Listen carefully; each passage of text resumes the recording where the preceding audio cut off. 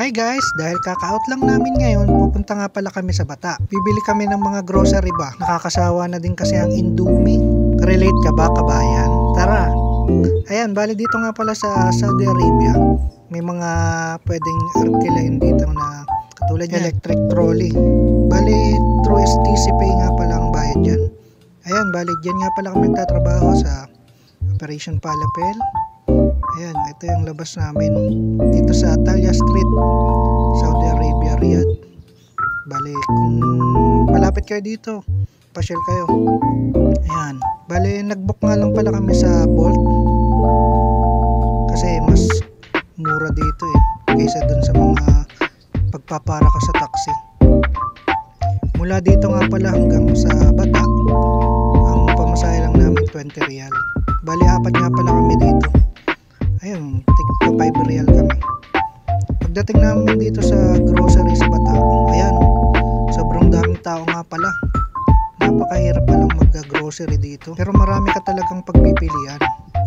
Ayan, mga bigas, mga chicken.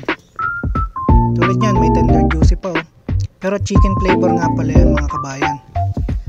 Ayan, ito mga promo 10 real, 4 na peraso. 3, 9 naman. Ayan, mga isda naman, crab. Ang dami niyan. Talagang sariwa. Yan, crab. Saka yung mga, hindi ko alam kung ano tawag dyan. Comment down below nga. Ayan, tulad niyan, mga baka, bopis, pangpapaitan, lahat nandyan.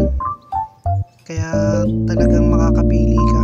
Ayan, may mga sinigang mix, mga breading. Parang nasa Pinas din ba? Ayan, kung gusto mo magsigang, sigang ka. Ayan, chocolate naman. Section tayo, chocolate section. Ang dami nga palang pamilya. Ayun nga pala si Tropang Bensi. Yun na nga, paano nga ba ako pumunta dito sa Saudi Riyadh?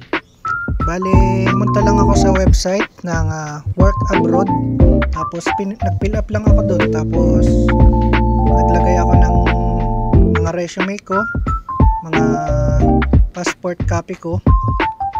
Tapos yun, nag-apply ako sa lahat ng hiring doon. 2 to 3 days may nag-text sa akin na for interview. Yung interview nga pala yun, kaya madali lang. Ka-interview sa akin, kinabukasan tinawagan ako na nakapasa nga daw ako sa interview ko. Tapos pinag-report ako sa agency.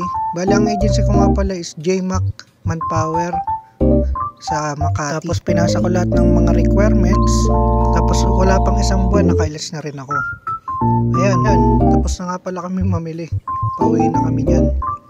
Dami na bili ng kasama ko. Dito nga pala sa Bata ang bilihan ng mga Pilipino. Kaya tuwing sahod, alam na, matik. Dito talagang shoutout nga pala kay paring Clyde, kay paring Kevin, kay paring Paul, and kay paring Rogen ng Kuwait. Salamat sa mga nanonood at sa susunod nating paglalakbay dito sa Saudi Riyadh. Aywa!